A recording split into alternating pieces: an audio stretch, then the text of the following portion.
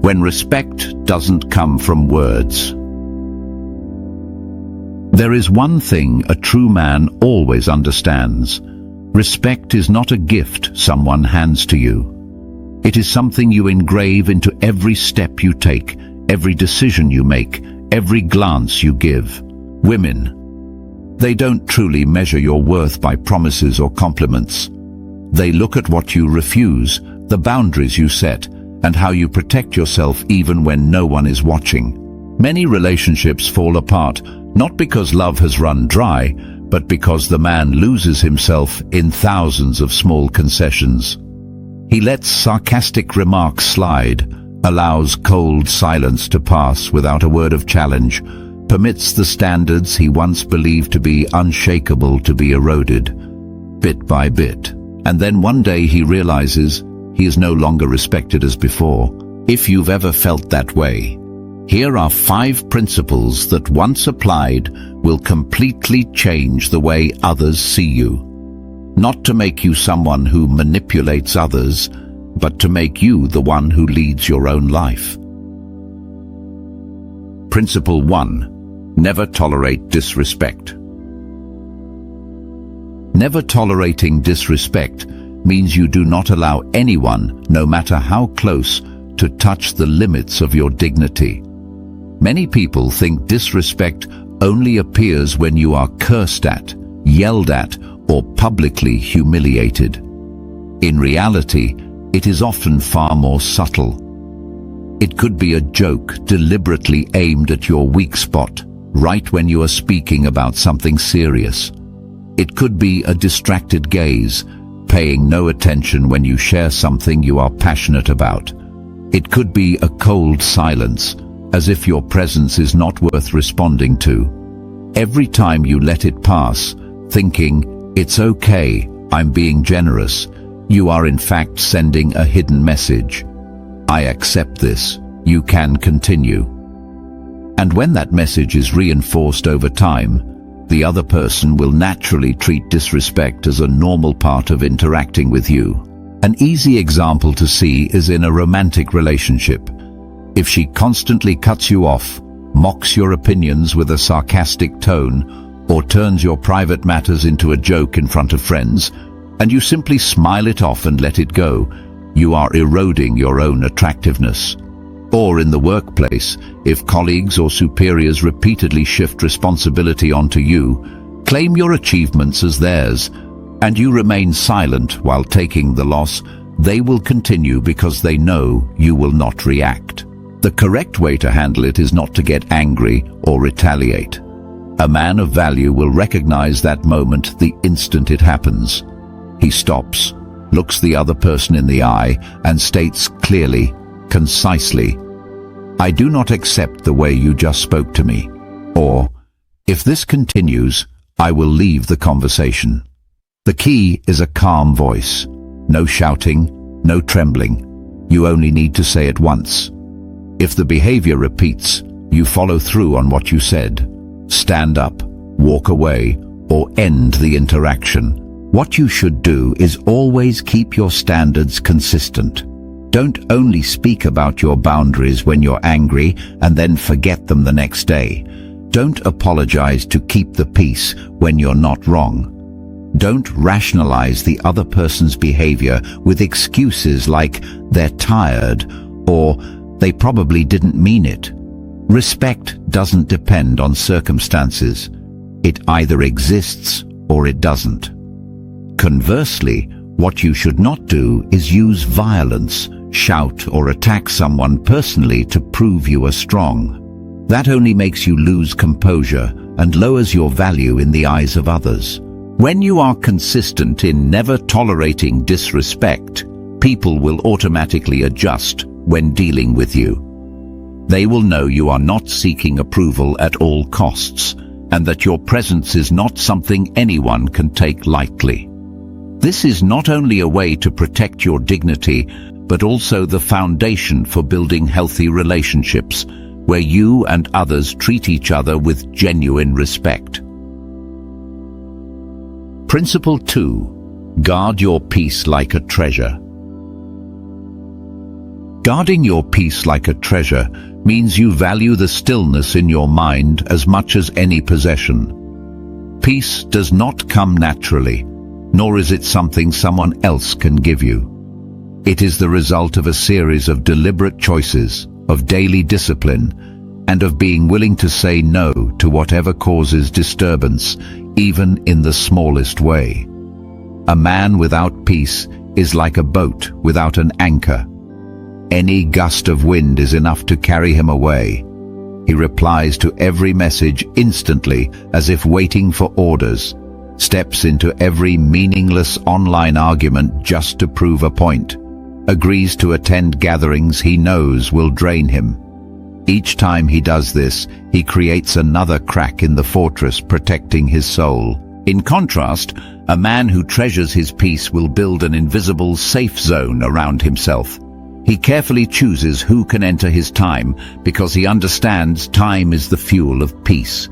He declines invitations from those who only come to complain or speak ill of others. He knows how to leave the table when the conversation turns to gossip or mockery rather than staying just to be present. His living space is tidy and organized because he knows that external order directly influences inner clarity. At work, he does not let his schedule be torn apart by unexpected calls or so-called urgent requests that are actually unimportant.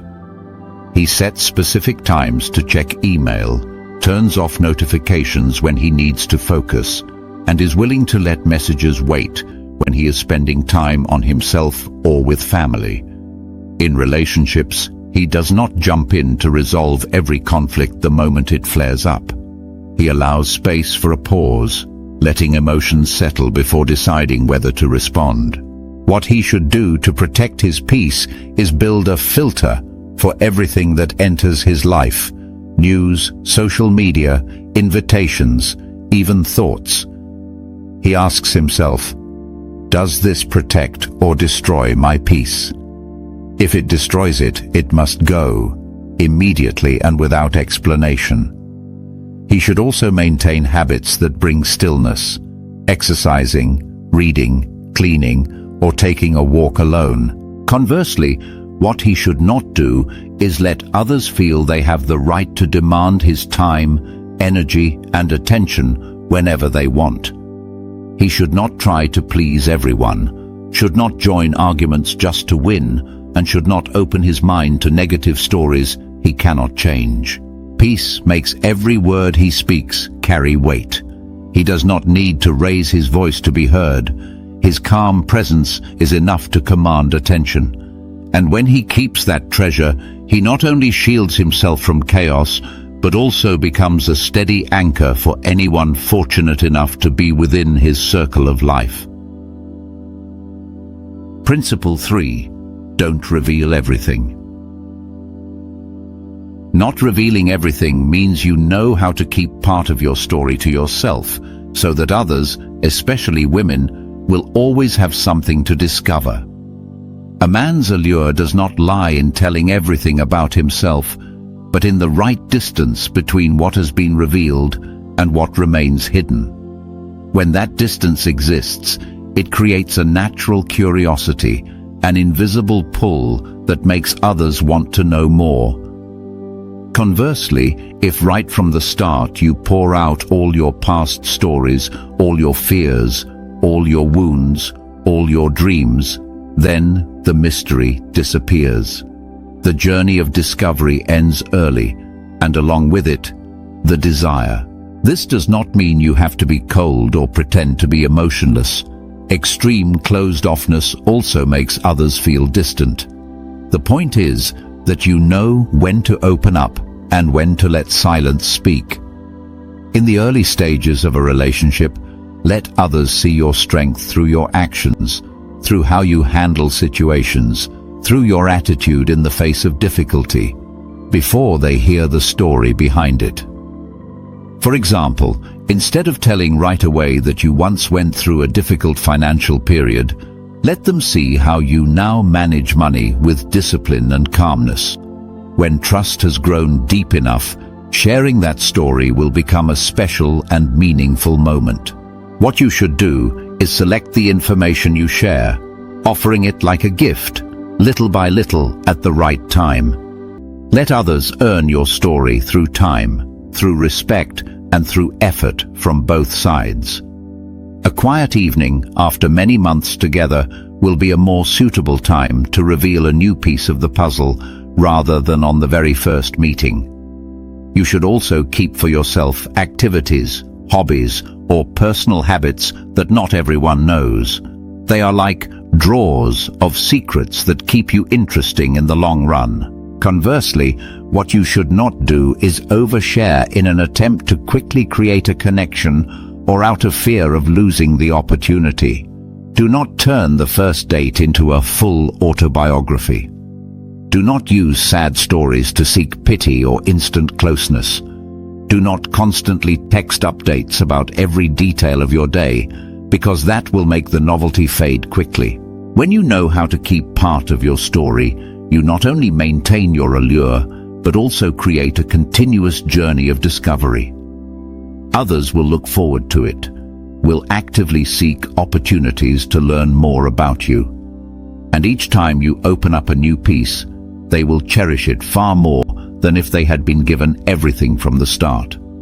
Because ultimately, the most valuable thing is not the story itself, but the special feeling of being trusted to hear it.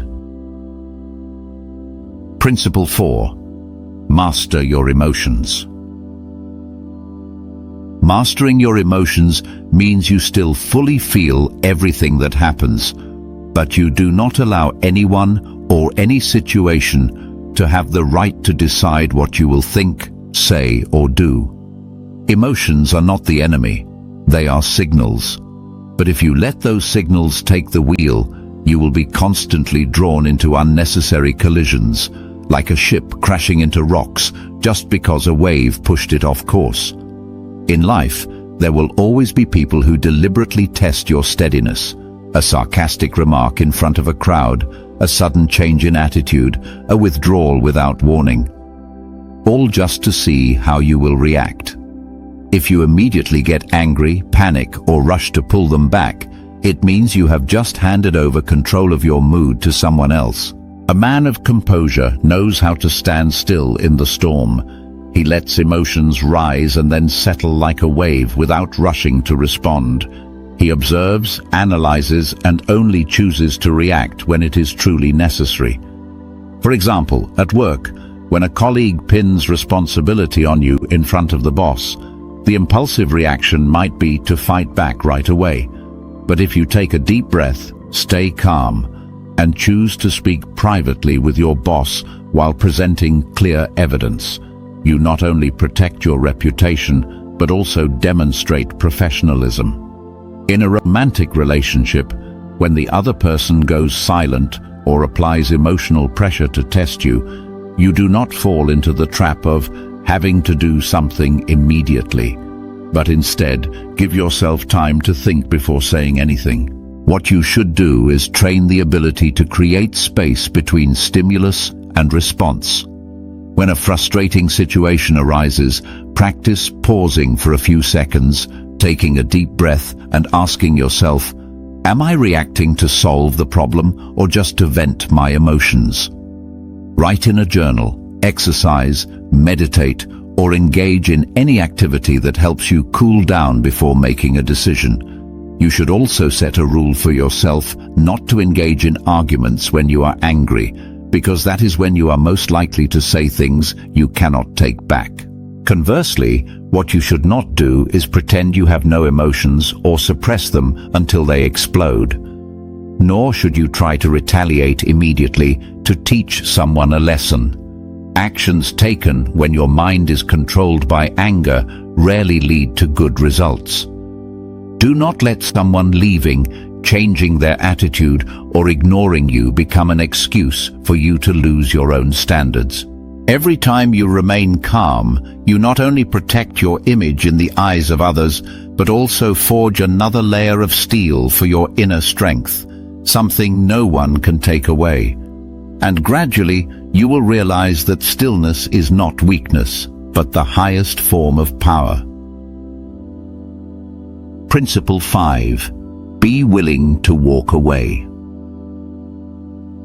Being willing to walk away means you value your self-worth and your peace more than any comfort, habit, or connection. There are places, relationships, and jobs where staying means betraying yourself. Yet many people still cling on out of fear of loneliness, fear of loss, fear of having to start over. They stay only to avoid the emptiness, to hold on to a bit of familiarity, even though they know that each passing day is a day they are wearing themselves down. A truly free man is one who walks away when his standards are no longer respected, not out of anger or to prove anything, but because he understands that staying will cause him to lose the most important thing, himself. In a relationship, if the other person continually disregards your feelings, breaks boundaries, or no longer shares the same direction, you do not hold on at all costs. You give an opportunity for improvement, but if respect does not return, you walk away, gently but decisively. In the workplace, if the environment becomes toxic, moral values are compromised, or your efforts are constantly exploited without proper recognition, you do not wait for a miracle to change others. You find a new path, even if it is difficult at first, because you know staying will cost you more than it gives. What you should do is build a clear system of standards for your life, values you will never compromise on, boundaries no one is allowed to cross, and the things you need in order to grow. Before entering any commitment, you define clearly what you expect and are willing to withdraw if that is not respected in the long term. You should also develop independence in spirit, finances, and emotions, so that when it is time to walk away, you are not bound by the fear of, "I cannot survive without this." Conversely, what you should not do is leave in a moment of anger without thinking carefully, or use the threat of leaving as a tool to manipulate others. You also should not delay leaving just because you hope things will get better, when all the signs show they will not. Staying out of fear often leads to gradually accepting things you once thought were unacceptable. When you live with the mindset of being ready to walk away, people will treat you differently. They know you are not bound by comfort or habit, but only committed to what nurtures your values and peace. And if one day they can no longer provide that, they will understand that you will step away, without noise, without resentment, simply because you will never allow yourself to remain in a place that makes you smaller than you are. Conclusion: respect is something you shape yourself. Respect is not given, it is built. Every boundary you hold, every time you choose silence over pointless arguments, every step you take away from a place that makes you smaller, all are strokes in the painting of your own value. Once you live by these 5 principles, you will never need to demand anyone's respect. They will adjust themselves when they step into your world or quietly walk away. And you know what? Both outcomes are victories.